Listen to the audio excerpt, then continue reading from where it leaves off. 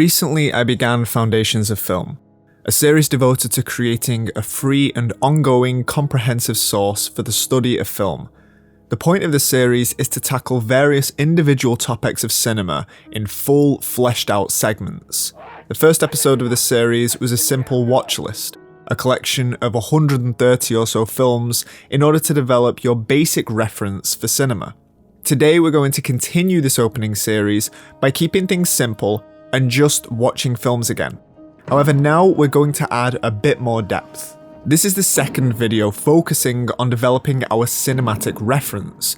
However, whereas originally we were aiming to just watch films, now we're going to delve a little further into them. Once we've watched films, we have to learn how to measure them against one another, understand their contexts, and find the ways of understanding how the films tie into the grand narrative.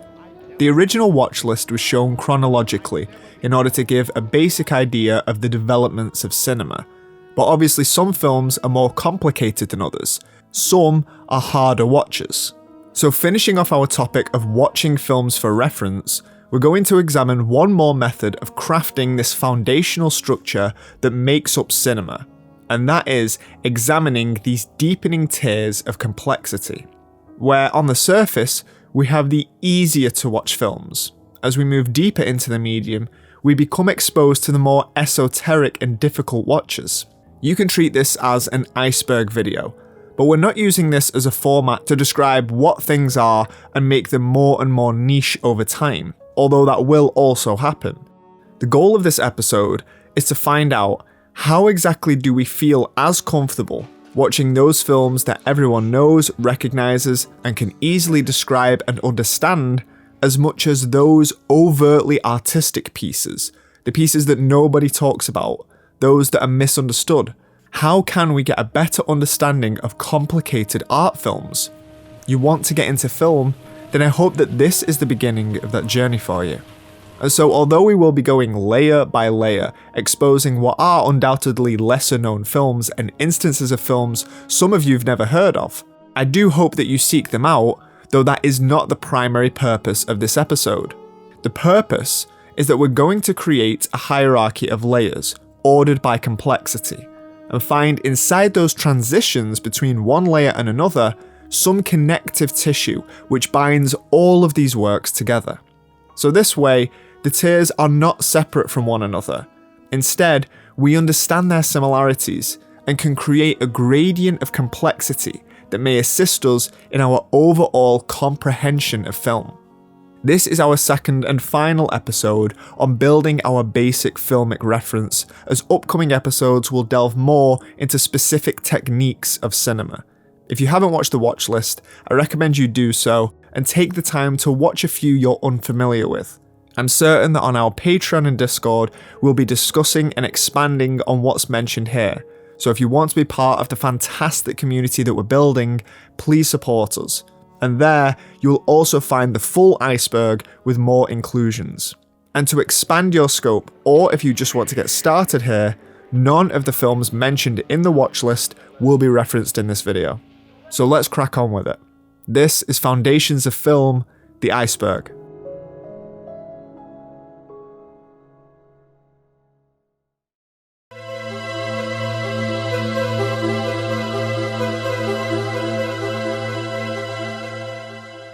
Beginning our journey, we start at Tier 1, the accessible and universally enjoyable works of cinema. So what makes something accessible? I determine that accessibility revolves around a work of art that possesses no barriers to someone enjoying it. You can be completely unversed in that medium, but exposure to an accessible piece from it will result in a general understanding of what that piece was aiming to do. As we move into deeper territories with this video, we will encounter works that if people were exposed to them without context, they might not even know what's going on. But these films, at the surface, ultimately require no knowledge of the medium at all in order to be enjoyed. And we can see this with our simplest example. 12 Angry Men by Sidney Lumet is essentially one idea shot in a single room. The narrative is simple. We're at a murder trial watching the jury deliberate with one another over the verdict. The tension bubbles as only one juror wants to fight for the innocence of the defendant and attempts to slowly convince his peers that the morality of the situation is not as black and white as it seems. And so a drama is occurring, and one that's unfolding through tension. What does that mean? Well, there are developments in story. Information is revealed to the viewer in unexpected ways, and the film drags the audience, being out of the know of what will happen for as long as it can. And then that moment where we finally have revealed to us the missing link is a revelation. I'm just saying a coincidence is possible. And I say it's not possible.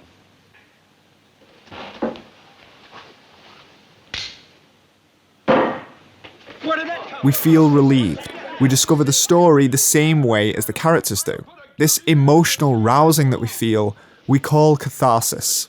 The thing is, when we watch 12 Angry Men, we feel the claustrophobia building. The camera seems to move closer to the characters over time. The heat in the room builds. These are all allegories for the internal world of the characters becoming externalized. It's visually becoming more uncomfortable as the characters are becoming more uncomfortable. However, this brings us to the crux of what this opening tier is for. These films are accessible because you can remove everything external from them and just treat it as an engaging story. Number 12. Guilty.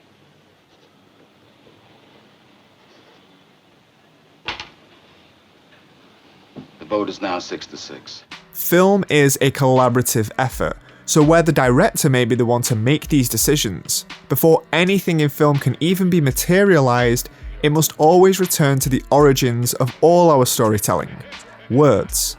The beginning of a film is in the screenplay, and sometimes we don't know who is more responsible for a good film becoming a great film. Is it the director being the creative force behind it all? Is it the editor taking away the unnecessaries and bringing only what's vital? Or is it the writer who pens the original foundation for the whole piece? A great screenplay very rarely results in a bad film. If you want to know how to analyze screenplays through film, simply focus on the narrative, focus on its pace, find how it keeps you involved. 12 Angry Men doesn't constantly reveal information, it exposes it sporadically, as well as hides intention and character motivation for as long as possible until we reach that catharsis. It's these basic provisions for audience engagement which provide those gasps from the viewer that keep us on the edge of our seat. And our engagement is all down to that screenplay. Even without Lumet's direction, it would still probably result in a great film. Sidney Lumet made a career on brilliant collaborations with some of the best screenwriters around. Another person who benefited from fantastic filmmaking with either great adaptations or screenwriting was Alfred Hitchcock. Go look at the career of a screenwriter like Ben Hecht. He essentially invented the Hollywood screenwriter before Joseph Mankiewicz, and this brings us to works like Notorious. Hitchcock's entire shtick, if you were to call it that, revolves around his plays with tension, and Notorious is a masterclass in this. Following two spies that fall in love with one another on an undercover mission, the shocking reveals of how our characters are placed in danger is nothing short of perfection. I'm gonna kiss you. No, he'll only think we... That's what I want him to think.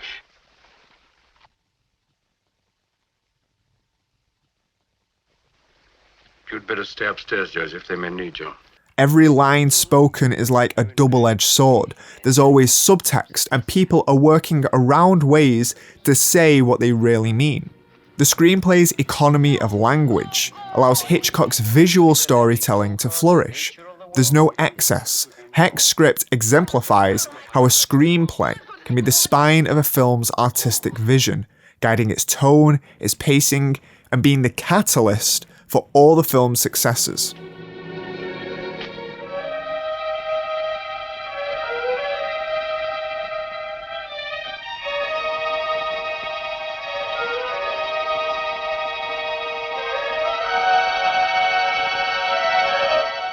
Other master screenwriters also happen to direct their own films, the most famous probably being Billy Wilder. Go watch The Apartment if you want to see how joyful and playful a really tightly written story about a love triangle can be. I just have this talent for falling in love with the wrong guy in the wrong place at the wrong time. Well, how many guys were there? 3. The last one was the manager of a finance company back home in Pittsburgh. They found a little shortage in his accounts, but he asked me to wait for him. He'll be out in 1965. Sometimes, when the story just works, that's all that matters. The same can be applied to It's a Wonderful Life, a film about how the story of a simple man's life can bring deep meaning to us that we all instantly recognise. Merry Christmas! Merry Christmas, George! Merry Christmas, George! Merry Christmas, movie house! Merry Christmas, Emporium! Merry Christmas, you wonderful old building and loan!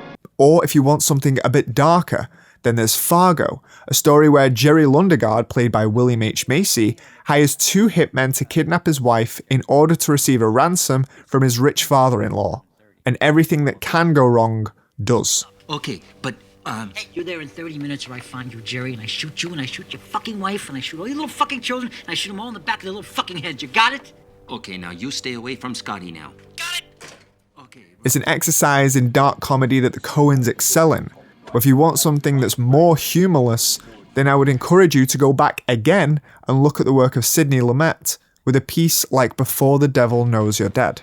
Where's the fucking keys for this case? Where are the keys for this case? In the drawer! Shut up, right? These are them? Don't fucking move, all right? Don't move.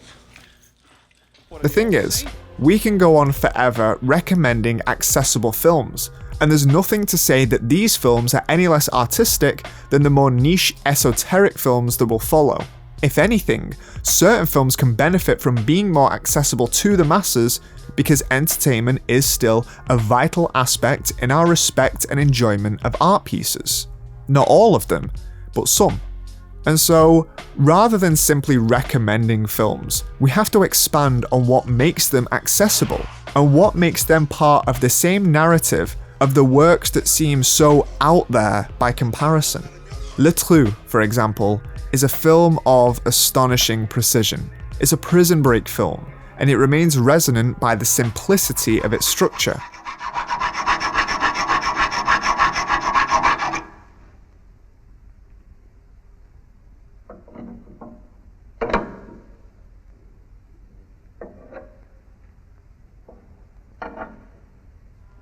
It shows us the reality of a prison break, and we're along for the ride because the consequences at play are on such a knife's edge for the entirety of the film.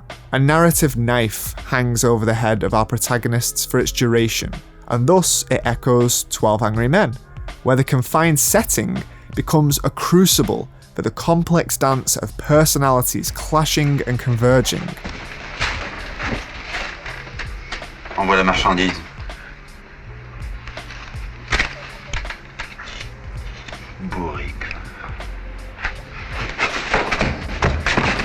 Both films thrive on tension, and the reason I keep mentioning this is because to a degree, most films here do.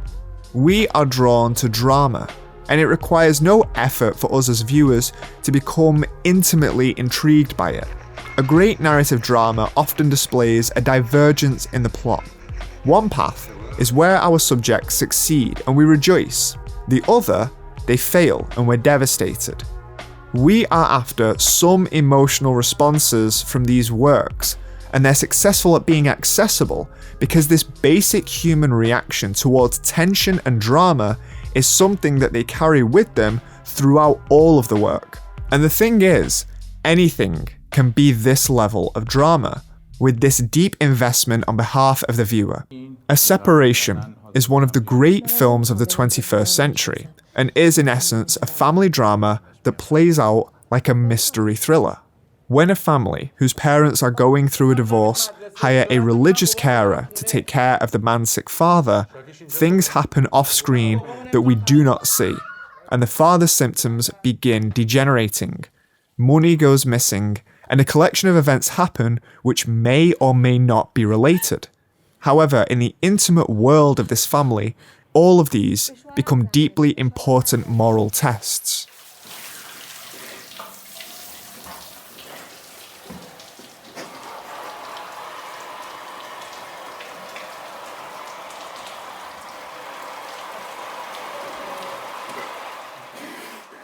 It's one of the most gripping screenplays you'll see, and what's unique about it is that some of the moral decisions are based in the religiosity of Iranian culture.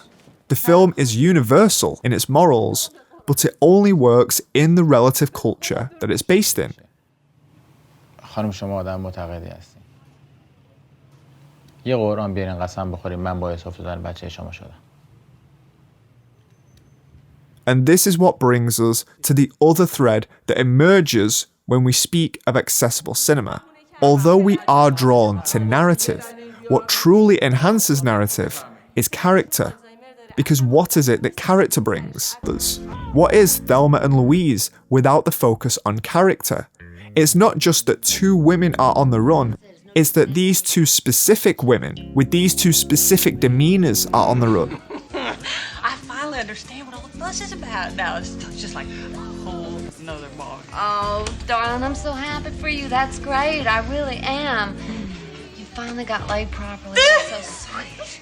How do we analyse the malaise that emerges in the modern youth of a lonely, wandering, lost soul if we do not perceive it as such, like in The Graduate? I guess about my future. What about it? I don't know. I want it to be... To be what? How many stories exist where the reason they resonate with us is because of the person that they focus on? Forrest Gump is essentially a retelling of post-war America, but it only becomes unique when told through a unique lens. This is what differentiates stories from one another, the lens that it's told through. Most may refer to these stories as character studies, and we can close this section with one of the greatest cinematic character studies of all time in Daniel Plainview in There Will Be Blood. This is an instance where story, in fact, takes a backseat to character, because the story is the character. I'm a family man. I run a family business. This is my son and my partner, H.W. Plainview. We offer you the bond of family that very few oilmen can understand. It's a tale of one man's obsessive greed and innate desire to gain power to become an oligarch, and the gradual descent into his own selfishness is what makes There Will Be Blood a masterpiece of the medium. The story is Daniel's story, and if it was from the perspective of anyone else, the story's different. Because when we watch films, we're not only seeing a story told, we're seeing a million stories that are not. An infinite amount of unmade decisions against the one that was. And this is what we must remember. The reasons we see what we see in cinema is precisely that. A conscious decision has been made. Many of the upcoming films are described as weird or silly or that they don't make sense. But everything that we're going to see was made for a reason. It came from a specific voice with a specific perspective. And sometimes we just have to work a little harder to find what that perspective is. We must remember that these films are attractive to us because they expose a perspective that very successfully doles out drama. But sometimes the experience can be richer if we have to figure out what the drama is or where it's coming from. This opening tier shows that if we remove everything else from cinema, we're left with narratives and characters. And this is what creates our stories. They are the thing we're most drawn to, and it's why these films are so easy to understand. And stories are the crux of all the cinema that we're going to discuss here. But not all stories in film are told inside of the frame.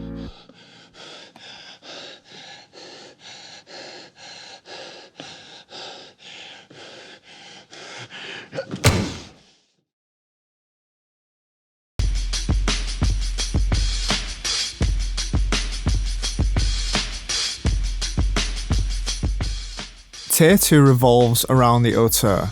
Now, many people know what an auteur is, however, if you don't, auteur theory was popularised in the 50s in France by André Bazin, one of the mentors of the writers at Cahiers du Cinéma. To simplify the notion, auteur theory wanted to view the director as the chief author behind the works of film. films were often described by their leading star, or even that the writers were thought of as the foundational creative force, as we mentioned with the previous tier. But now it was the director, with his camera stylo, that is where the creative decisions behind films should be focused. To get a better idea of this in effect, we can look at one of the apprentices of André Bazin, Jean-Luc Godard, and his film Breathless, to see what it looks like when a filmmaker is actively making an auteur work. J'aime une fille qui a une très jolie nuque, de très jolis seins, une très jolie voix, de très jolis poignets, un très joli front, de très jolis genoux. When we think of an auteur, we think of filmmakers that possess a unique and idiosyncratic language to storytelling, a way of telling stories that just belongs to them. It's no different to varying authors of literature tackling similar subjects or genres. Just as we've seen that there are limitless possibilities for characters inside the diegetic space of a film to express variations of approaches, the same can be said for the filmmakers outside of it. For Godard, this came with a dismantling of film language. It should be quite evident for anyone watching that the editing of Breathless appears a lot more sporadic than what came before. He appears to cut the film when a cut seems unnecessary, as if to just jump ahead for some reason. Allez mon vieux, dépassez la 403. Touchez pas votre changement de vitesse. Ce que ça veut dire, Freddy derrière une 4 chevaux. Tenez, regardez, vous faites dépasser par un manurin. These we now know as jump cuts, and if nothing else, it adds a certain fast-paced style that does become a language unique to Godard. At its basic level, auteur theory are the characteristics of a filmmaker. Modern filmmakers have really latched onto this, with people like Quentin Tarantino and Wes Anderson becoming instantly recognisable in frames of their works by their compositions, their colour palettes, even their font choices. Other auteurs that possess a signature style will be a filmmaker like Robert Bresson. If you watch a film like L'Argent, you will have a full understanding of his entire approach that exists throughout his work.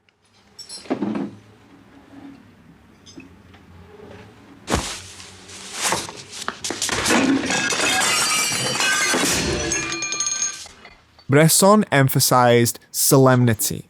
His characters are completely unexpressive, their actions utterly mechanical. There's an absolutism in Bresson's approach to action. There is no grey middle ground. People either commit sin or they don't. They either say what they feel or are silent. They simply do or do not, and there is no in between. As a result, you can say that by our standards, the films of Bresson are not natural, in the sense that the way people act is not naturalistic.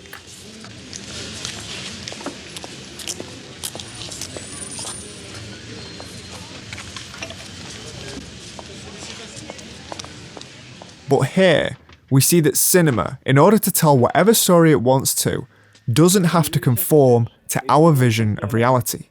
Cinema is a reproduction. It's not real, and so it shouldn't have to act as such. Hiroshi Teshigahara emphasized this through his own avant-garde filmmaking style, which is on full display in his seminal work, The Face of Another. まるで無人島に流されたようなもんでしょ。忘れられたっきり不幸の例として引き合いに出される希望もない。He details the blurring identity of individuals by warping the frame of the film, distorting and disorientating the very image itself. Cinema is a tactile thing, and because of this, it's very malleable. It's durable enough that it can be bent and twisted out of shape and still resemble cinema. And the great auteurs are not afraid to do this, to see how far we can take cinema, and it's why it's a great place to start with them. 誰が誰に殺されるのかしら。3人のうちの1人さ。Because, for instance, one of our very great filmmakers, Stanley Kubrick, made his eye known by presenting his varying genres through the Kubrickian lens. Take Full Metal Jacket, which for all intents and purposes is a mainstream war film, and yet it's very out there, all things considered.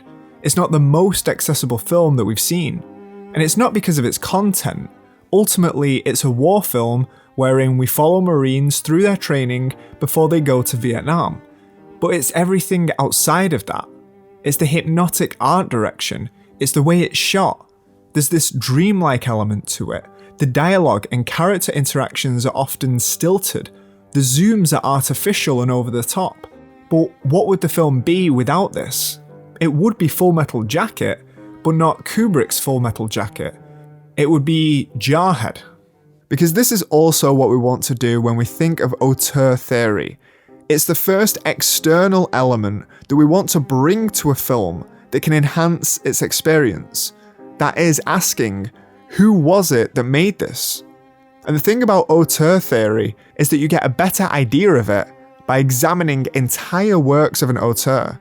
Because in our aim to craft a grand narrative of art, we're also finding that within it, there exist a bunch of miniature narratives of artists creating their own stories and how they develop their techniques over time.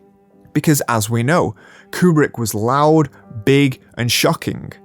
But he wasn't always this.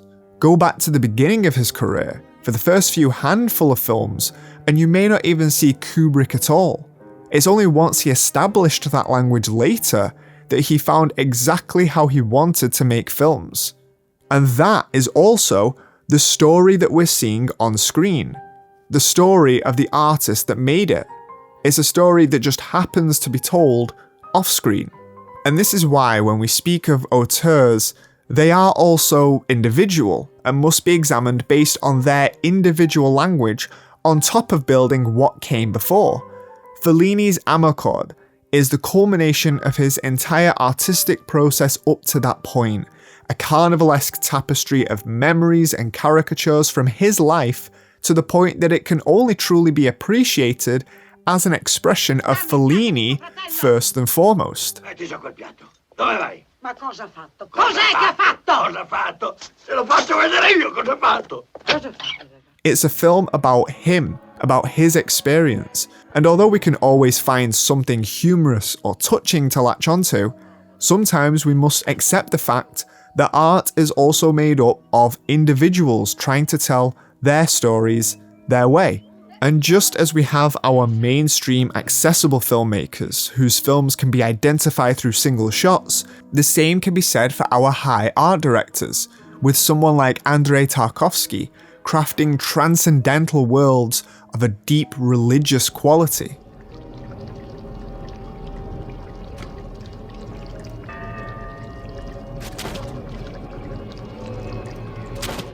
The earthly elements can be heard faintly in the distance like a memory.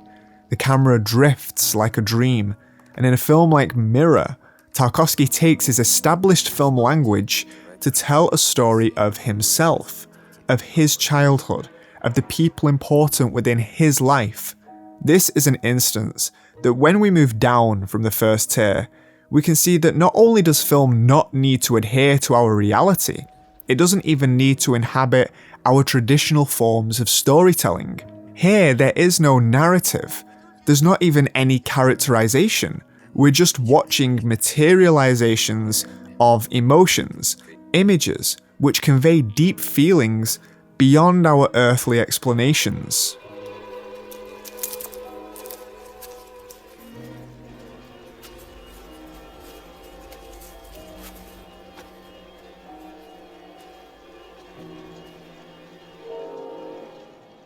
David Lynch was a filmmaker who had several identifiers of what made something Lynchian, and sometimes they may seem contradictory, yet they were always undeniably him. Lynch epitomizes the idea of sincere filmmaking to make something that's unapologetically you. And in his work Inland Empire, he creates a borderline schizophrenic portrayal of fame and madness and the digital landscape all rolled up into a spiderweb of recognizable imagery that's equally opaque.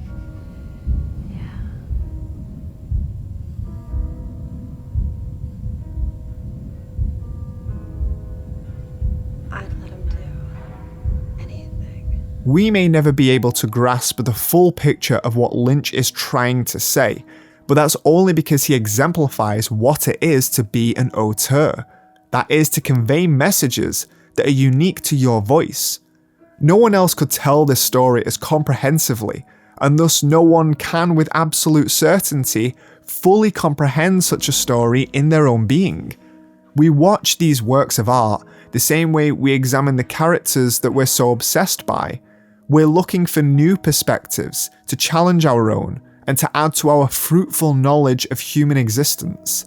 And if you want to find how the human being shines through that art, then watch Cries and Whispers and see how Bergman creates such a strong and unique poetic language to tell stories equal parts brutal and beautiful.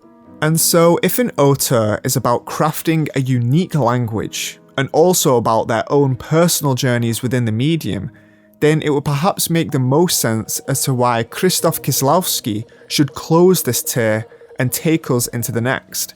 Kieślowski's body of work stands as a testament to the power of an auteur meticulously developing his own cinematic language that transcends cultural boundaries.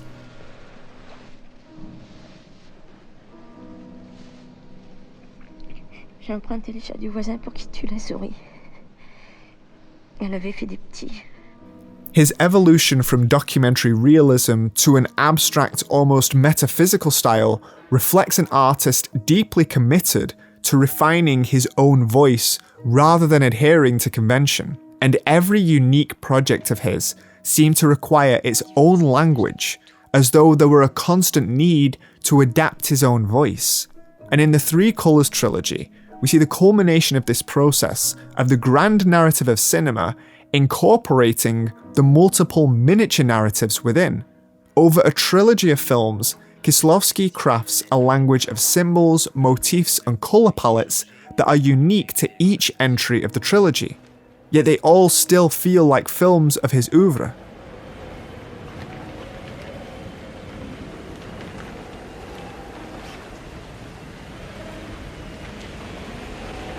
His aesthetic is one where form and content are inseparably linked, and he proves the importance of the filmmaker's voice.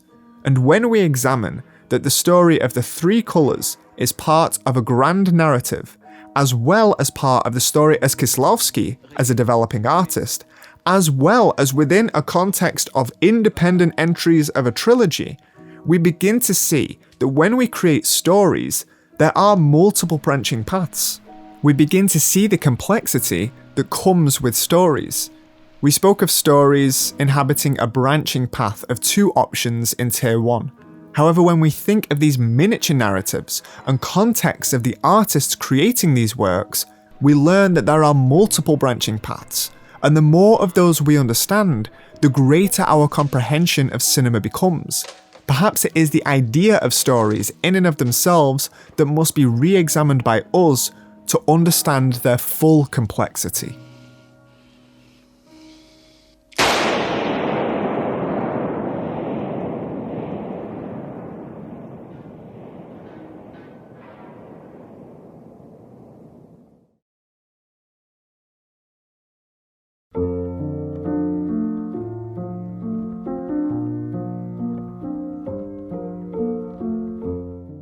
Tier 3 is time to examine those complexities that emerge with narratives within film. We've already seen that story and character are the basic things that we latch onto within film. However, we've begun to see that story can be beyond that. There are external factors that can enhance our viewing experience. So how much further can we take it?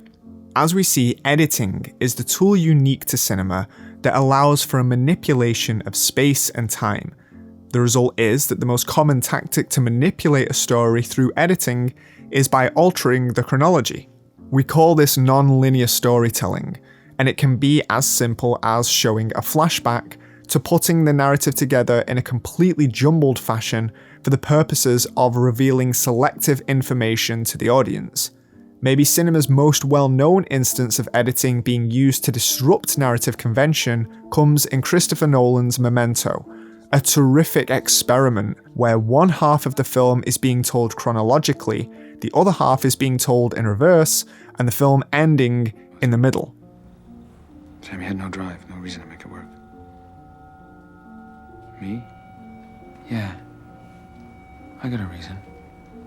Though if we want to see the apex of how simple narrative construction can create an entire film, then we can watch Primer by Shane Carruth.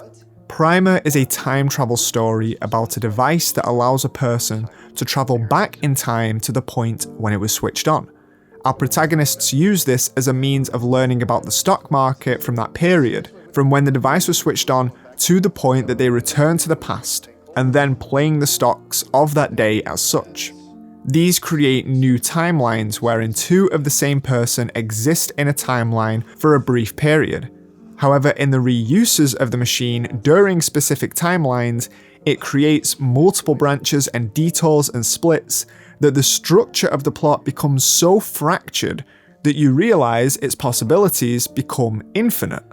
This actually isn't an instance in which editing is the storytelling tool, simply the screenplay. Primer is just an instance of the structure of a film being so experimental and technical that it results in one of the most scientifically complex films we've ever seen, especially from the independent world. Watching Primer primes you to be put into a state where you simultaneously understand what's going on, but it becomes so genius in its convolution that you also have no idea what's going on. There's no way I would tell anyone about this. No way. Can you think of any reason that you might? No, I can't. Sometimes we do things, we don't know how we got to that point. No, I can't. Can't what? I can't think of any reason why I would. And while Primer is a labyrinthine journey through the complexities of time travel, something like Under the Skin shifts the conversation towards abstraction and experiential storytelling.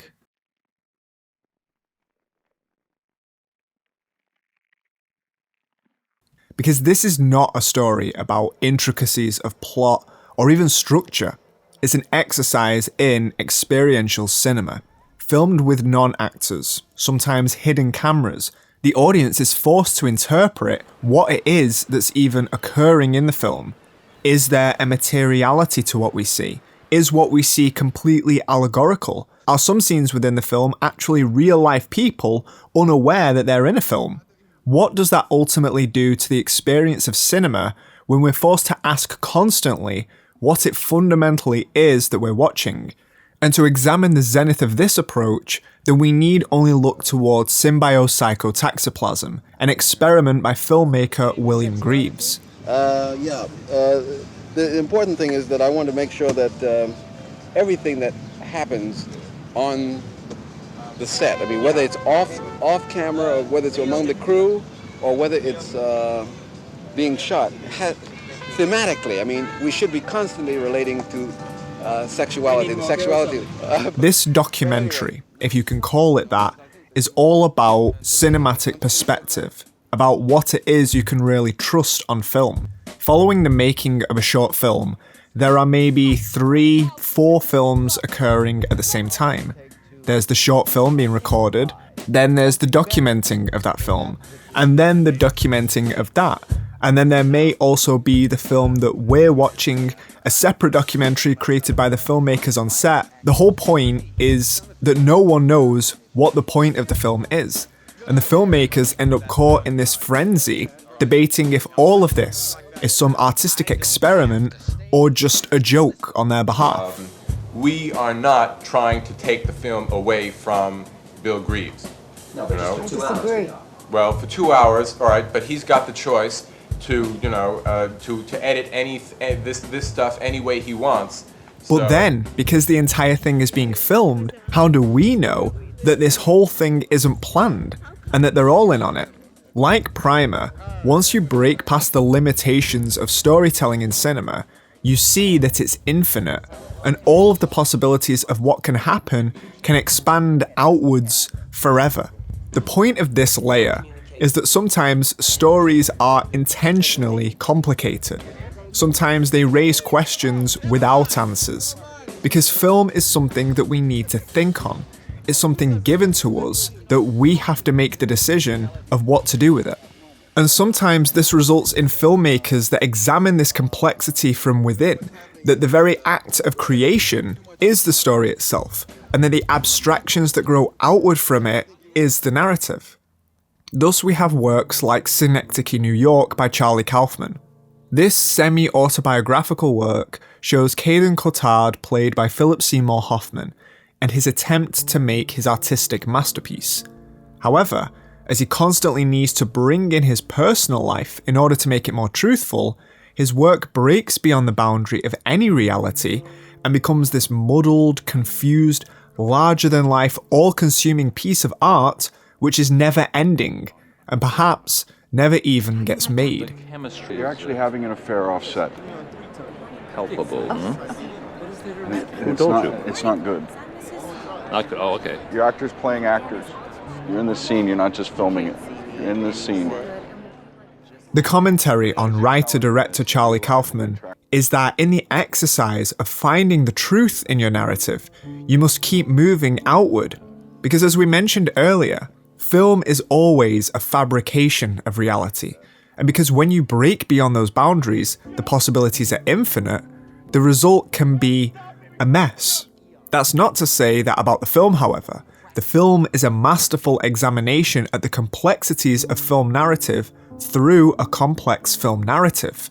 However, it also displays an almost warning towards utter abstraction, because when there is nothing tenuous to hold on to, are we just creating abstractions that have moved so far away from the truth that they have no substance at all? Paper, it'll tell you what happened to you that day. You felt a lump in your breast. You looked at your wife and saw a stranger, etc. Caden. What? When are we going to get an audience in here? It's been 17 years. Complex film narratives can be displayed in innumerable ways. The Last Year at Marienbad by Alain Resnais asks us to delve into the atmosphere of a world separated from time and space, where compositions are made up of ethereal geometry, of that which was once recognizable, transfigured into something new and strange.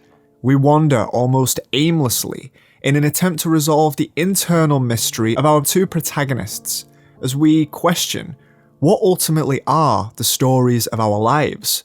How do we explain the heartache that we feel? How do we express the longing for our memories to return to us? Much of our internal world is already an abstraction to us, and it's in these otherworldly landscapes that stories like that actually begin to seem more tangible.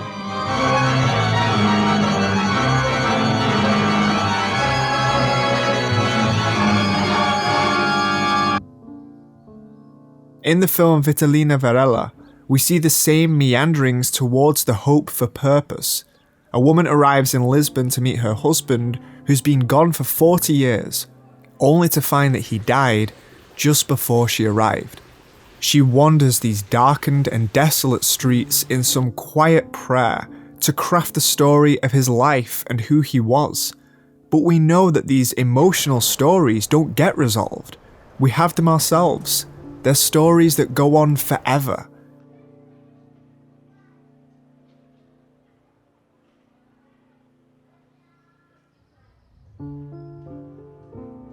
As such, these films help us examine that story in cinema is just an abstraction, and it doesn't necessarily owe us anything. The complexity of narrative is not merely an intellectual exercise, it's a vessel for richer, multifaceted engagement with the very essence of storytelling. The Saragossa manuscript stands as a testament to cinema's ability to layer narratives within narratives, weaving a hallucinatory tapestry of tales that spiral into one another with hypnotic precision. Wojciech Has's masterpiece is a fever dream of nested storytelling, where the act of recounting becomes as important as the stories themselves. Merci. Cyganów, o których mówiono, że pożerają ciała zabitych wędrowców. The film's structure, a perpetual unfolding of reality and imagination, demonstrates how complex film narratives can serve as a dialogue between perspectives, identities, and even time itself.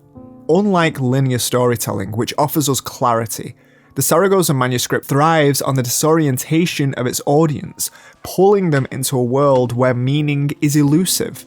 It exemplifies the power of storytelling that refuses to adhere to familiar structures, inviting viewers to embrace the chaos.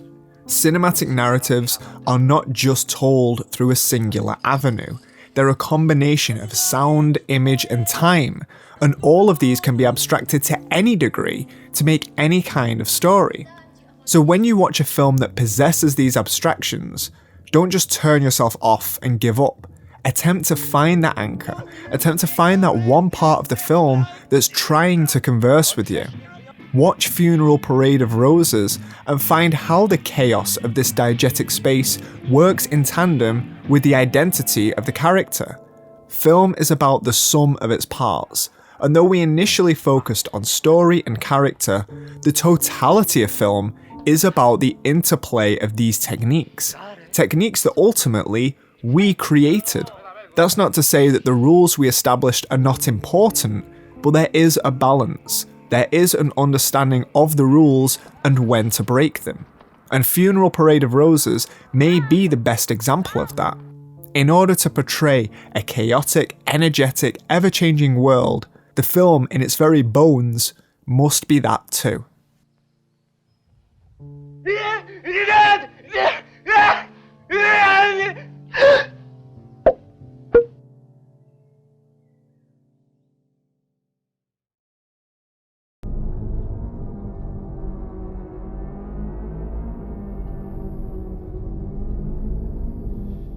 We speak about all of this exposure to film, and we have yet to ask, what is the purpose of film? Is it education? Is it entertainment? Is it a duty of society? We've discussed how these films may become progressively more difficult to understand. However, now we reach a point in which enjoyment itself in film becomes neglected for the purpose of the film. But now we must ask, how can we engage with that which is intentionally repulsive? That the content of the film itself is the barrier one must pass. We can begin Tier 4 with Irreversible by Gaspar Noé, one of the most nauseous watching experiences a person may have with cinema. Told with a disorientating camera, there's a motion sickness that occurs when watching this film, and the low frequency humming only serves to enhance this feeling.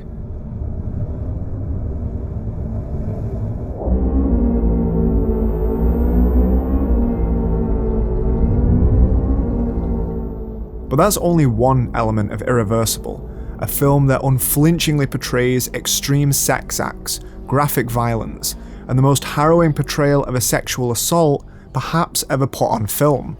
What is it that a film like this would have to offer? If, as we mentioned previously, Funeral Parade of Roses wants to portray a world of boundless energy because that's the perspective of the filmmaker, then what about a filmmaker that believes in a misanthropic world, that believes that we need to show just how evil we are as people? There is validity in showing this, and Irreversible's claim is that we can't hide away from the brutal realities of our world. And if cinema is just a replication of our world, then we must replicate as much as we can of these realities.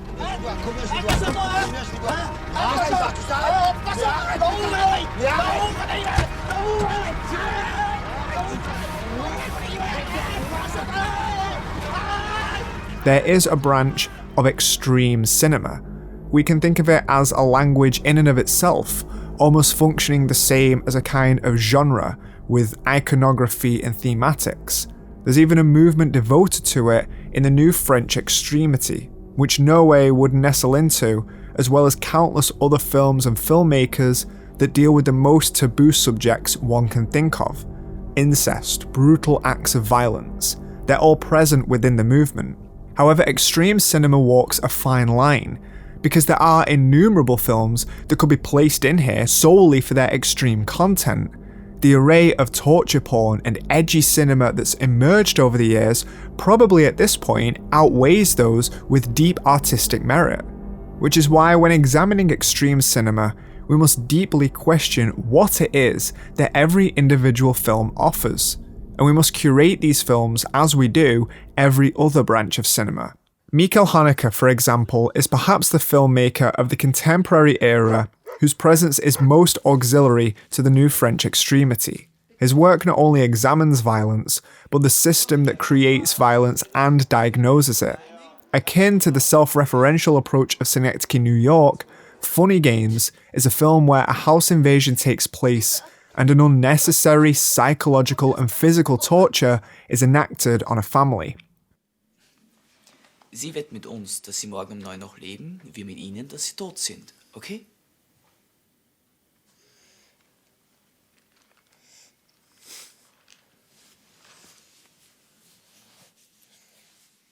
The violence is completely pointless and needlessly cruel. That is, until we realise that this is an endurance test on behalf of Haneke to the viewer, who craves this type of sadistic violence be enacted on non-existent people in the hope of garnering some manner of catharsis. Kalt!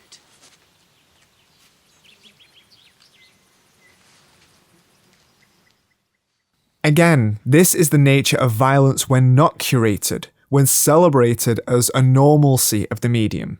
Funny Games tells us that violence and extremity are necessities of the arts as they are intrinsic to the world we live in, but its inclusion must not go unwatched. These films are difficult watches. However, it is these types of questions that raise exactly that. Questions. Engagement with any art form can only be enriched when there is some resonance with the viewer, a resonance that requires reflection. We gain the opportunity to think about the art we've just witnessed, and if that art challenged us or greeted us with an unexpected visceral response, then there must be some validity to it as a mode of storytelling. Such is the nature of extreme cinema. And extreme cinema comes in all shapes and sizes. For one, it's not exclusive to live action fiction. In works like Midori, extreme content can affect regardless of its portrayal, even if in animated form. こんなことでは将来が心配で夜も眠れません。私はこれからどのように生きたらよいのでしょう。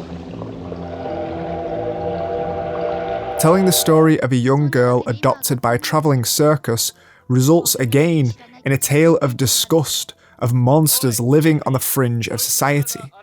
But there is something to be said about telling a story with no redeeming qualities whatsoever. Should we bypass films simply because they're cruel? Similarly, in The Plague Dogs, we see an approach towards animation completely removed from the typical perceptions one has about the medium.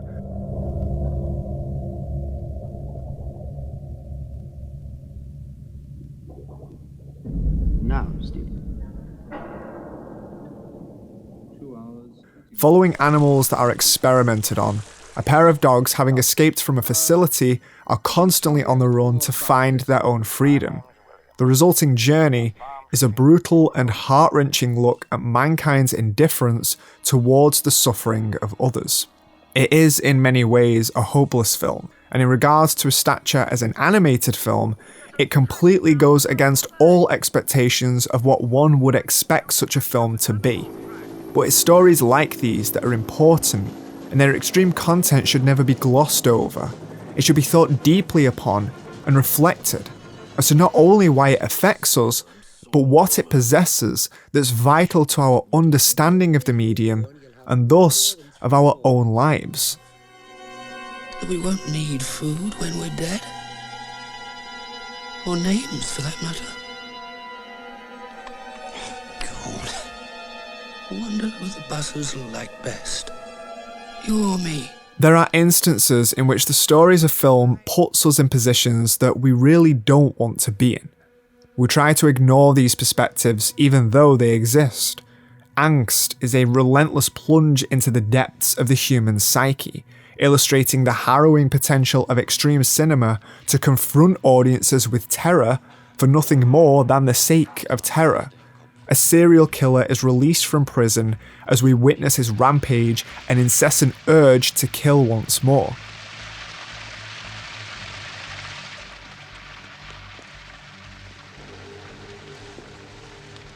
Als Kind habe ich mein Leben immer Angst haben müssen. The film confronts viewers with uncompromising brutality. We see the victims up close as our threshold for violence as well as empathy are put to the ultimate test. We as viewers understand the basic differences between good and evil, and we assume that we mainly try to be good. However, when grappling with the absolute darkness of human nature, extreme cinema then begins to ask us moral questions. Does our empathy have a limit?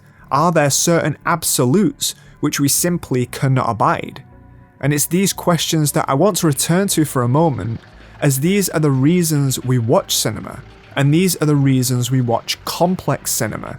It's the reasons why when curating watch lists and learning about the foundations of film, we have to keep delving downwards into these complexities, because by challenging preconceived notions is the only way that we grow.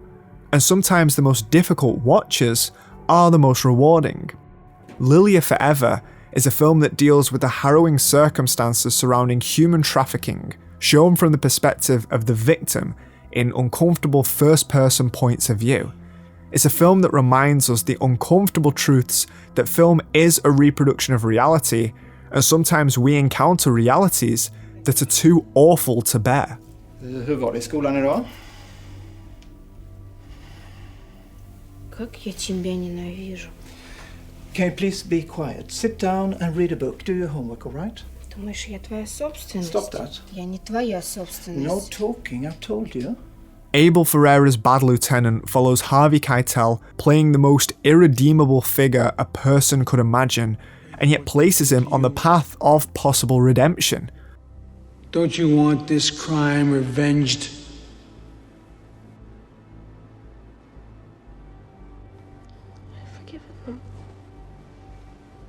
A crooked detective that solicits sexual favours from girls, steals from drug dealers, is an addict of almost every possible vice, and finds himself in a case involving the rape of a nun.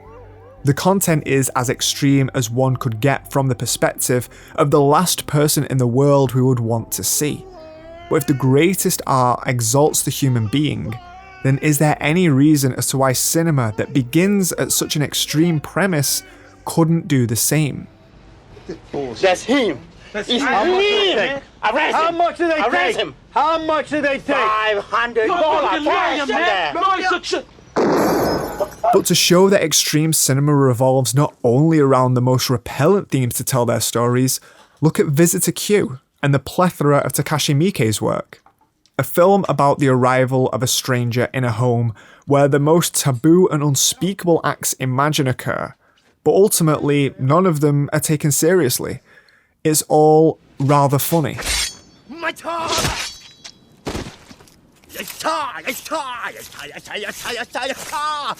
Every profane act you can conceive of is in this film, and portrayed through a completely different lens to anything we've seen thus far. This is the thing. There's no one-size-fits-all for the narrative of cinema. However, there is a narrative, there is a chronology, and we just have to figure out the ways to navigate it. Though Irreversible and Visitor Q exist within the same tier of cinema, they feel like almost diametric opposites. However, if we analyse them as part of a chronology, understanding how we reach this point, then they don't feel as alien to one another. When we have the reference and understanding as to what part of the narrative they exist in.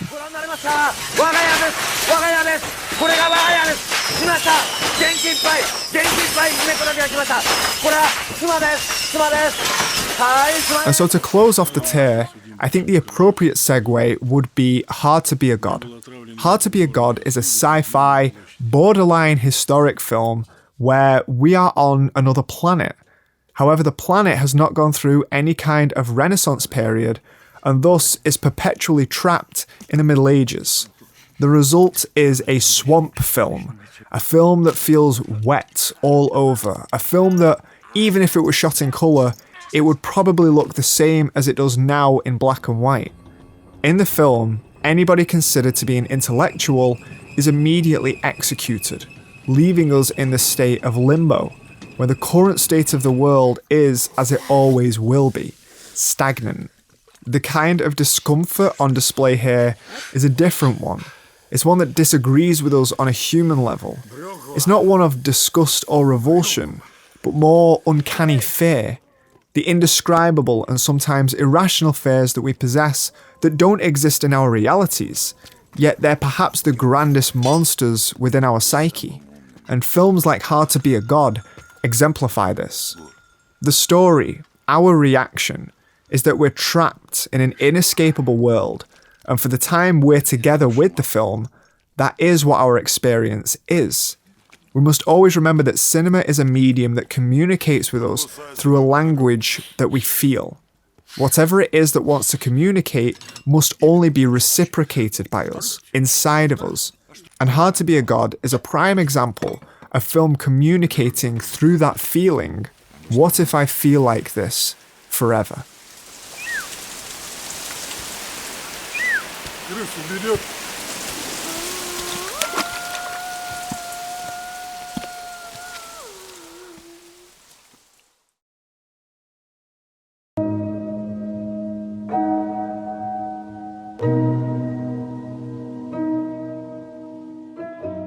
Tier 5 takes us into the world of slow cinema, and we can continue the discussion from where we left off.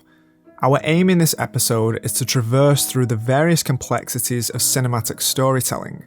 We ended the previous tier with extreme cinema, making us feel something so visceral that it becomes almost real, that we engage with a catharsis so great that it transcends our day-to-day reality, that these emotions break beyond some kind of boundary.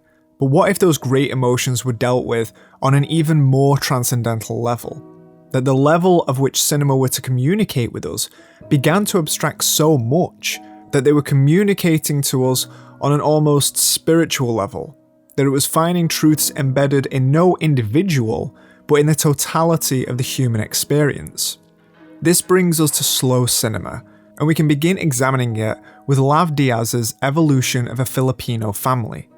Like a more grounded cinematic version of 100 Years of Solitude, Lav Diaz tells a story of a multi-generational family as they're living.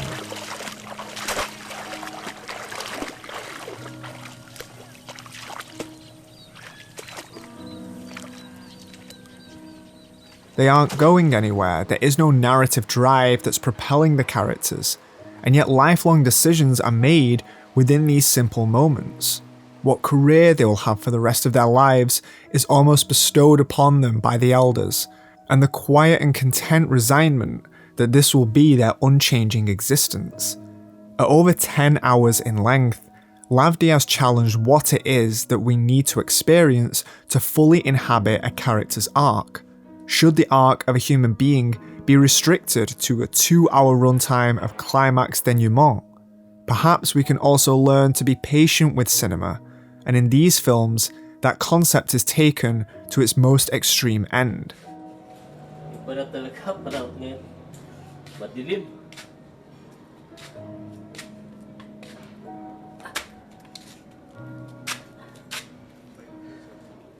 In a film like An Elephant Sitting Still, it's essentially one comprised of the fundamental do-nots of cinema. A film of coalescing stories of people searching for a purpose to their sad existences, and most of it is done by simply following them.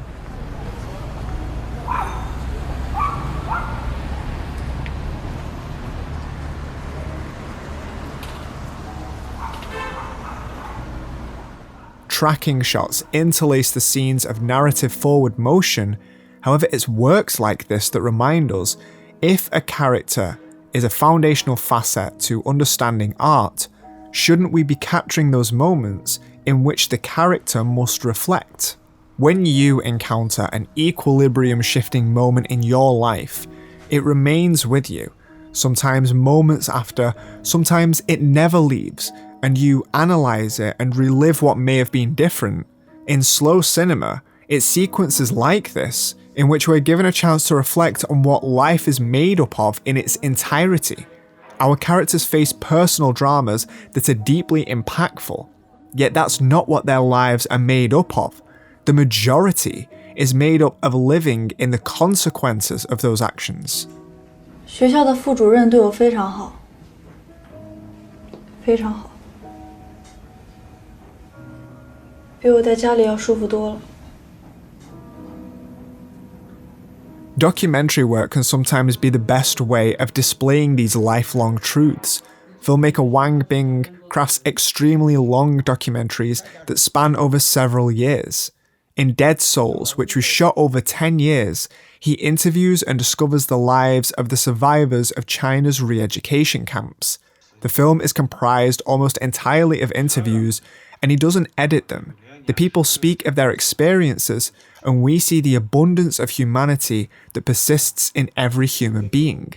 These events have long passed, and they are carried along by those that experience them. This is what film has to aim to show. That just because the high drama isn't occurring on screen doesn't mean that it's not still occurring. Film is more than just the accessible. It's an attempt at communicating the great secrets of the human condition, and these can only be reached by deep reflection and contemplation. Slow cinema asks us to be put in those trance-like states to have these experiences alongside the film. Gus Van Sant's Elephant is another prime example of this. Following the moments before a school shooting, many would describe the film as pointless because nothing happens.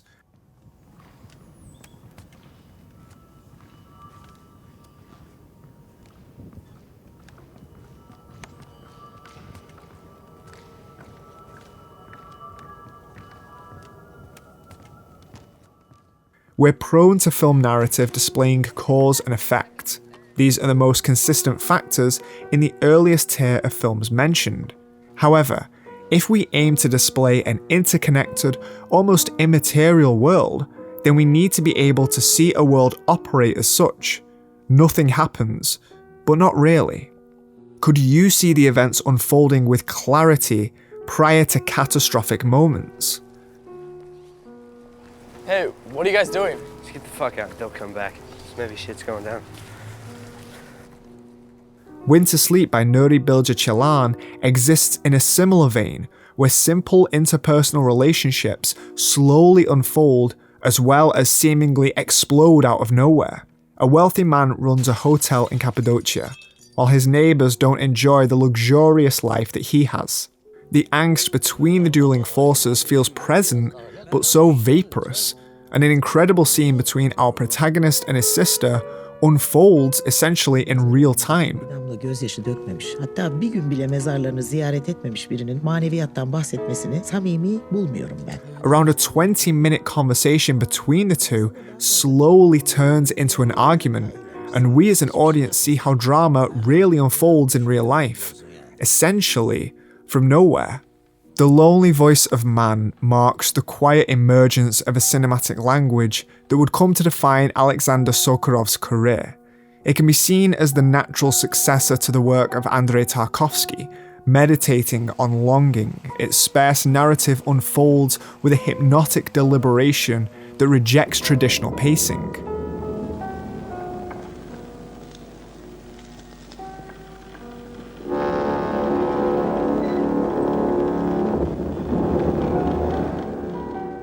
Sokurov's approach to storytelling here is defined by mood and texture rather than plot, evoking a sense of emotional liminality where the internal world of the characters takes precedence over external events. The film is in no hurry, and this manipulation of time allows the viewer to sink into its hidden meanings that are almost sewn into the fabric of the film and can only be reached through experiential means. We just have to be one with the film, and it will reveal itself to us.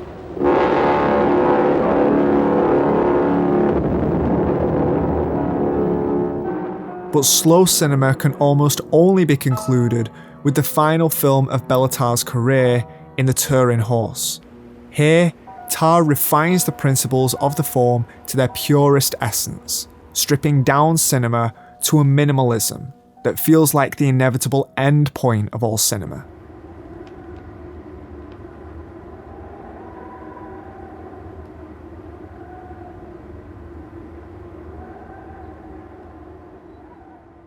The Turin Horse recreates the Nietzschean story of a man who beat his horse. However, we follow what happened to the man after. The result, echoing the lonely voice of man, is one of human resilience. However, it's also the slow and gradual descent into the unavoidable destiny of mankind. And what creates this brutal entropy is Tar's use of time. The film is unbearably slow. Its structure is repetitive, as though we're not moving anywhere. All we can do is sink into the darkness. In this context, cinema becomes a philosophical pursuit, an art form that confronts the audience with the weight of time itself, forcing them to grapple with the fundamental bleakness of the human condition. Where mainstream cinema seeks to entertain or enlighten, slow cinema dares to challenge and confront, transforming endurance into an art within itself, taking us on a journey to transcend the things that we normally feel. We're learning to venture into the depths of cinema, and understanding how those original rules of story and character still remain. They've just been warped and morphed into something unrecognisable. Yet even in a pit of blackness, they are still here. But we still have deeper to go.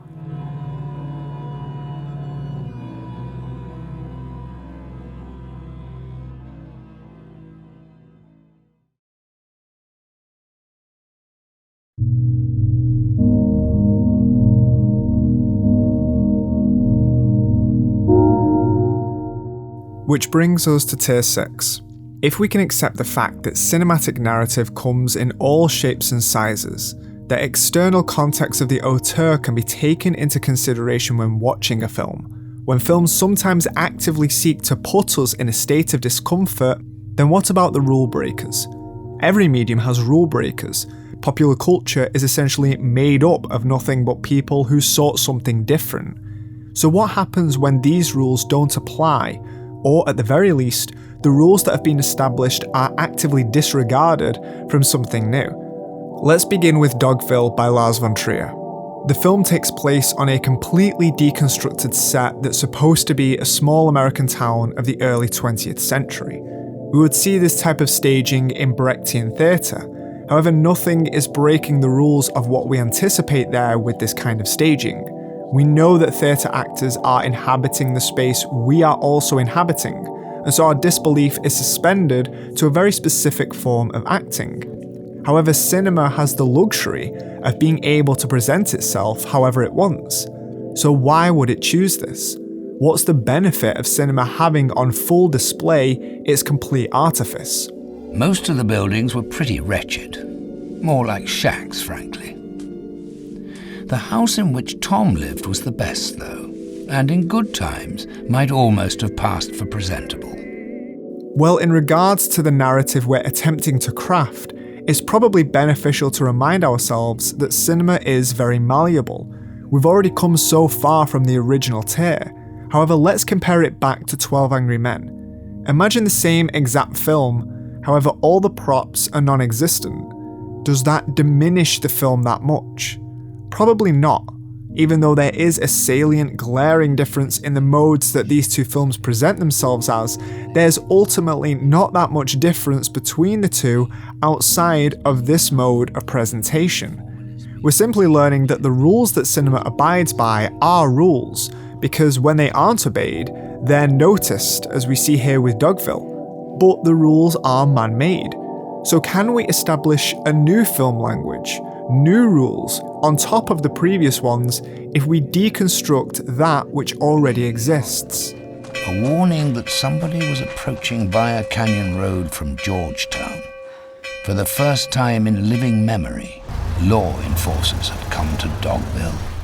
This is the kind of ethos that makes a work like Throw Away Your Books, Rally in the Streets possible. Why does it seem to disobey every filmic convention? Well, the title's telling you why.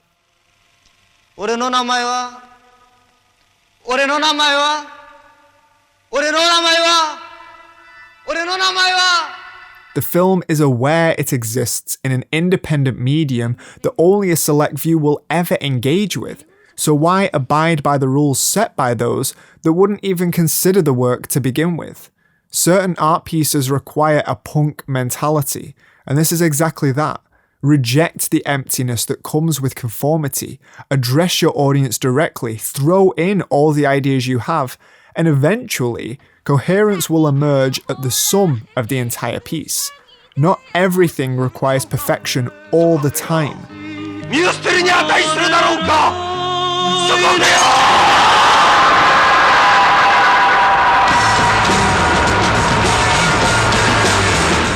This kind of spontaneity expresses a true love for the medium of cinema, the kind that's also present in The Wolf House, a stop-motion film that was filmed inside several museums. The work is an absurdist masterpiece that never quite knows where it will go, because during production, it never quite knew where it was going to go. Llegó la hora de que tienes que decidir si quieres convertirte en alguien mejor, más fuerte, más sano, más grande y bonito, o si te quieres quedar chico y feo. The ingenuity of the film comes with a fundamental reshuffling of the way things are supposed to appear on film, the way a film is supposed to be produced. In order to achieve a certain look, you're supposed to do this. But what if you did something else? All techniques are new at some point, even those that became staples of any medium. But how will we ever move forward without daring to try something audacious? The Wolf House is exactly that, freeing one's creative inhibitions to tell a story that is aesthetically unlike anything else.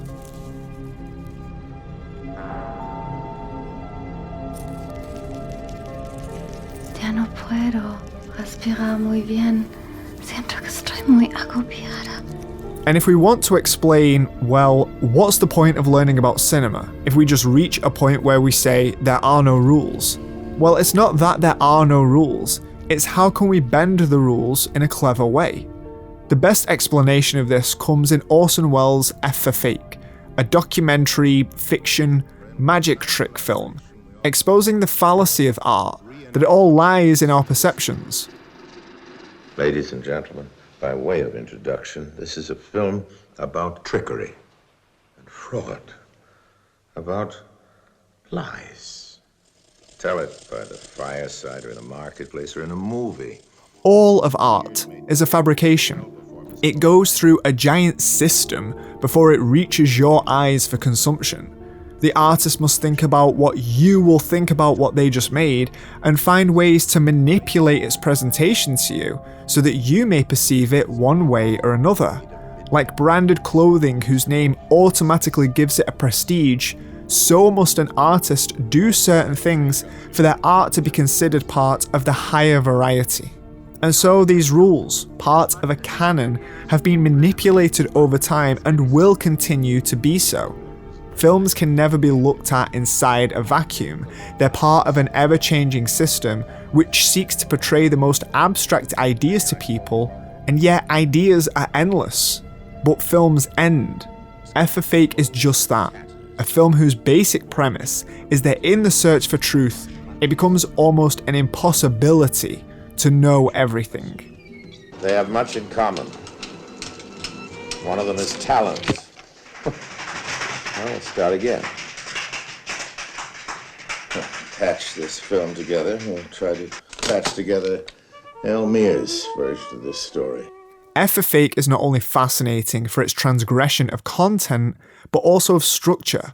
A film about filmmaking, but that's also about the deconstruction of the very film we're watching. These kind of strange and unique structures in film is what often makes newcomers to the mediums not become as involved. However, I believe that if we examine things from a more human perspective, we may find that any structure of the cinematic form has the capacity to deliver something deeply resonant. 24 Frames by Aras Kiarostami completely shatters what conventional narrative in film represents by giving us 24 still images and bring them to life.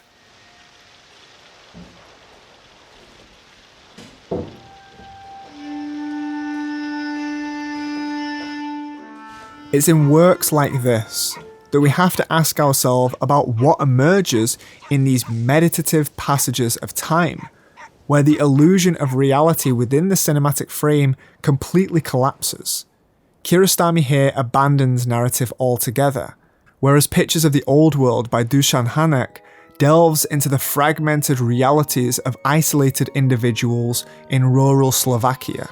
And here, Hanek's approach is not merely observational, he reconfigures documentary filmmaking by blending the real and surreal, allowing emotional truth to eclipse objective representation.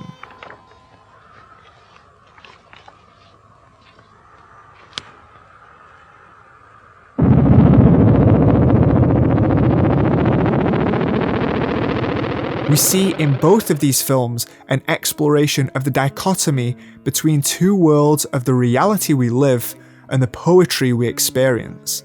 This duality is paralleled by Syndromes and a Century, where Apichatpong Darastakul plays with time and memory through a mirrored structure. The film is split into two halves that simultaneously reflect and contradict each other, conjuring a cinematic experience where meaning is neither fixed nor absolute. Just through these works alone, the act of storytelling itself is ruptured and reconstructed, demanding the viewer not just to follow the simple narrative threads we explained in Tier 1, but to question the very mechanisms through which meaning is derived, to ask ourselves and constantly reconfigure what we deem storytelling to be.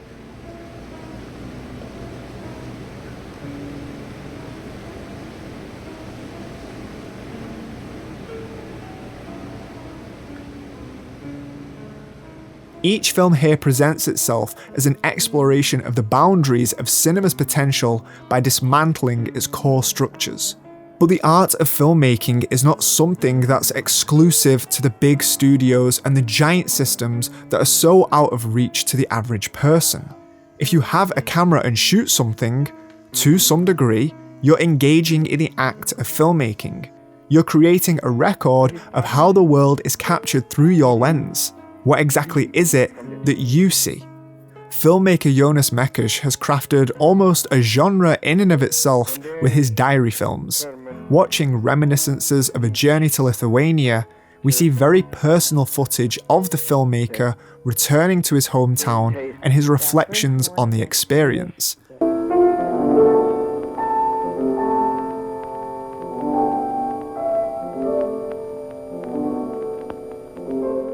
Here, filmmaking is as intimate as one could possibly make it.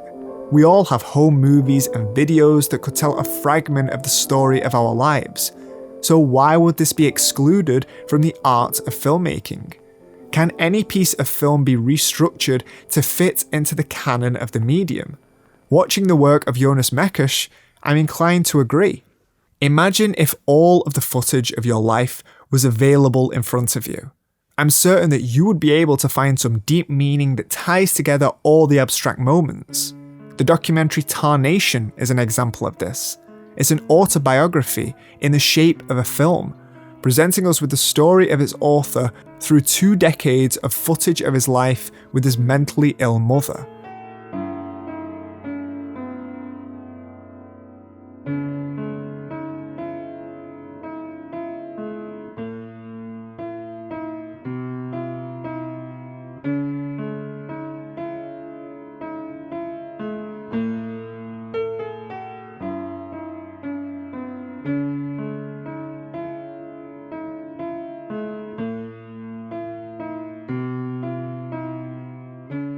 The story is a mishmash of 8mm footage, photographs, and yet the rawness of this unfiltered view of a young child's perspective of the world is not one that can be replicated. We get a first-hand glimpse into the most intimate aspects of a person whose personal trauma seeps through the very pores of the film. And how about the idea that filmmaking is simply what we can do with a camera to create a brief moment of magic? This sentiment will take us all the way back to Georges Méliès and his approach to the cinematic form. If that's the case, then there's no reason as to why a film like Yeah Right couldn't be celebrated as part of this cinematic canon.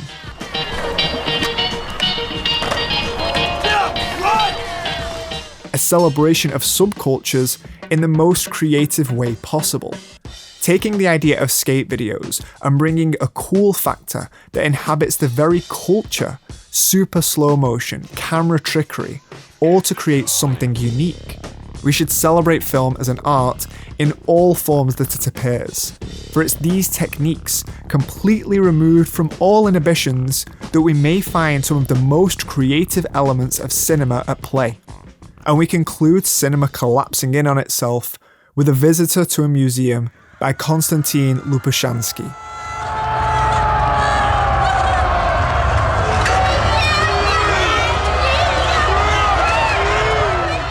Who creates a harrowing vision of a post-apocalyptic world where spirituality, madness, and desolation coalesce.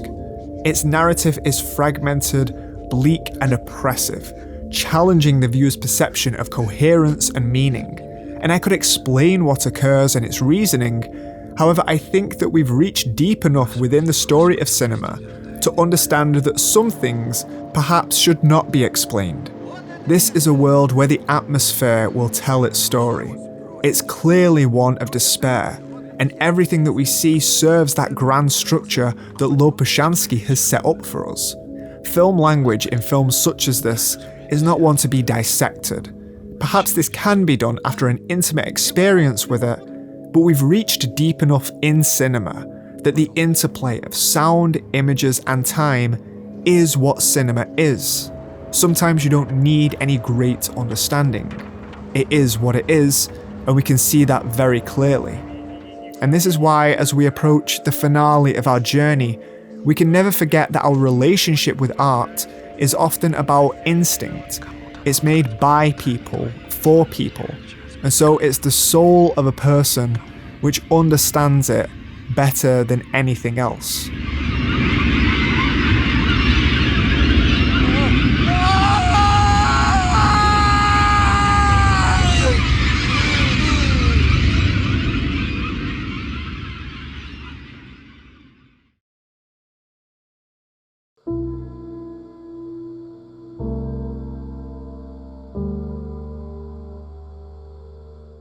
And thus we reach the lowest depths of cinema, and the most complex form that the medium can conjure with Tier 7, experimental storytelling and abstract visual narratives. These are the go-to films to display the downfalls of pretentious art, when its messages become so convoluted that they become an Ouroboros of their own meaning. We can begin with the most obvious visual exploration of this in Derek Jarman's Blue. What you see here is the entirety of the film, a blue screen with narrations of a story told over it. O blue, come forth. O blue, arise. O blue, ascend. Jarman was suffering from AIDS-related complications at the time of making Blue, complications so severe that he was nearly blind and only able to see in shades of blue. So when we speak all throughout these tiers about the lens that a person sees the world, what differentiates this from anything else? Don't we all have those colours that mean something special to us, those memories that emerge from a single smell or taste? In Search of Lost Time by Proust was a 7-volume novel of a man's life that was instigated by the taste of a Madeleine, transporting him back to experience his entire life. We have these instigators within us. Now imagine only being able to see the world in one colour, and that sense of transcendental beauty is also the very thing killing you. Blue and its contemporaries are the kind of works pointed towards as needlessly complex, and that anyone could make something like that. But I disagree. I think that works like Blue capture an intimacy through minimalism that few works of art are capable of. Alternatively, a more maximalist subversion comes in the work of Stan Brakhage, notably something like Dog Star Man. Stan Brakhage's work is of an exclusively visual abstraction, with Dog Star Man being completely silent, almost the antithesis of Blue. Brakhage's emotional pull seems to come with the very manipulation of the film stock itself, scratching and pulling at the raw material, as if to find this hybrid where there's something more within the ingredients of the medium we work with, that just our theoretical explorations aren't enough. we have to literally pull apart the film, and then maybe our fingerprints or our remnants, something real and material, will be imprinted upon the celluloid. I'm sure, like most of the work here, everyone witnesses something different with Dog Star Man. It requires introspection, and you'll find something different in it than I would. It's a layering of textures, colours and moods to create something unlike anything else, and ushered in a new avenue for experimental cinema. And this exploration with film material doesn't end with Stan Brakhage. An absolutely brilliant experimentation can be found in the work of Peter Chakasi with works like Outer Space. I love the aesthetic that this film creates, a crescendo of film stock becoming more and more unstable, impacting the space of the world itself. We've said that film is a replication. However, if we're also encouraging the breaking of the rules with legitimate subversion, then what if film was itself a hindrance to any kind of replication? What if film was the very thing that intrudes on the worlds we want to create, and in Outer Space, we see the physical realizations of this approach?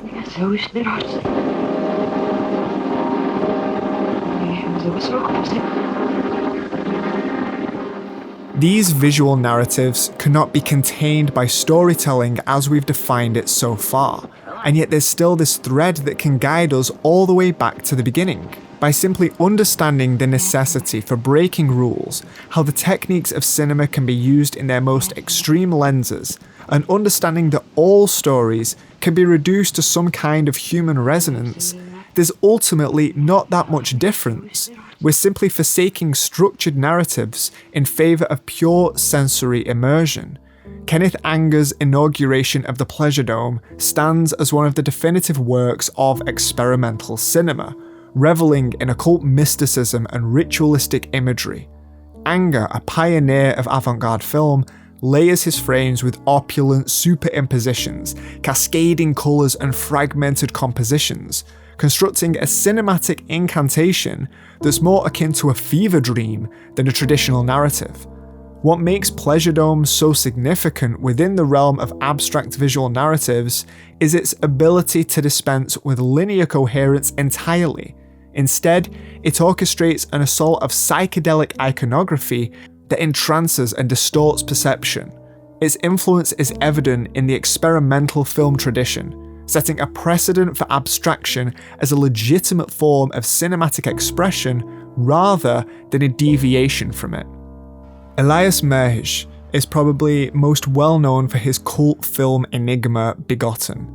However, if we glance at a later work of his, Din of Celestial Birds, we find that same ecstasy existing from Pleasure Dome only in an attempt to manifest the sublime terror of creation itself. The warped, flickering images that appear to decay and reform before the viewer's eyes, Din is a hypnotic descent into the primordial, evoking a sense of both the infinite and the microscopic.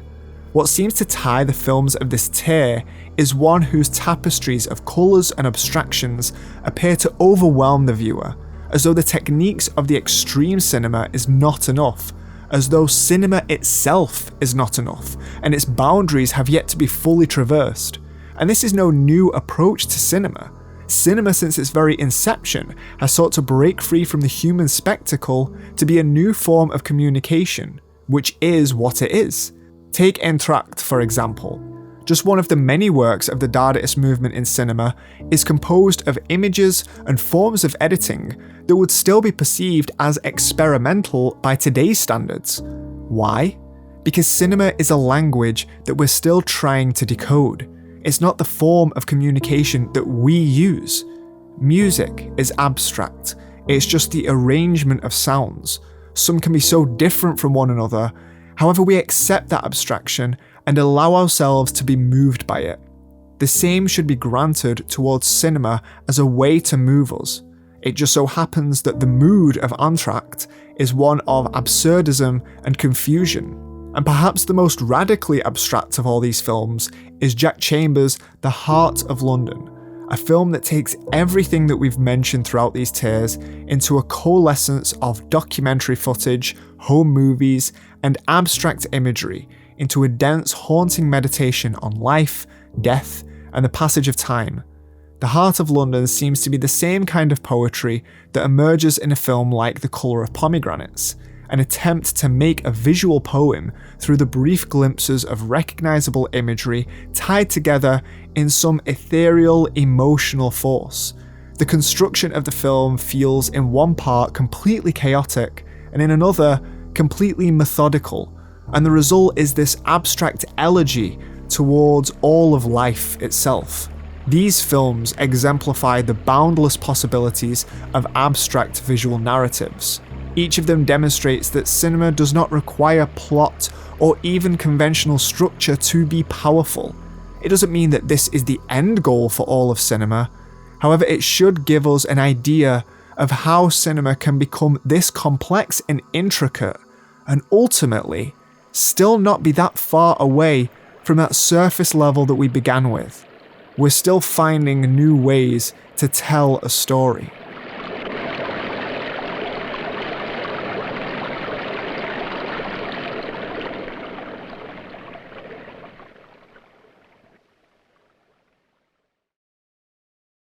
The fact is that although this iceberg can end here, there's an entire abyss of cinema that we haven't even touched. In regards to the entire story of cinema, the watch list and the iceberg have but scratched the surface.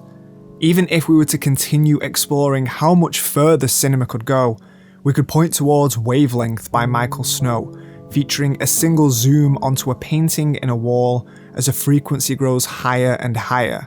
But then what's that compared to Andy Warhol's Empire, a single shot of the Empire State Building over the course of 8 hours? And even what does that possess when placed next to a film like Logistics, a film that follows in real time a pedometer that's exported from a factory through shipping until reaching its destination over 35 days long? The film, that is. The film is 35 days long. There are films that are borderline anti-cinema, but the point of this project is to display what it is that we must keep in mind when analysing this ever-growing medium. The purpose of this series is to give people the foundations of what film is and how to approach it, because far too often is great art dismissed for reasoning like it may require some input on behalf of the viewer. But if we approach it from the top down, we can find a very simple method of deeper understanding of all works of cinema. We see that all our fundamental modes of storytelling revolve around narrative and character. So in complex works, how are those things being abstractive? What is the narrative being told within all of those works? Something is being said, or at least trying to be.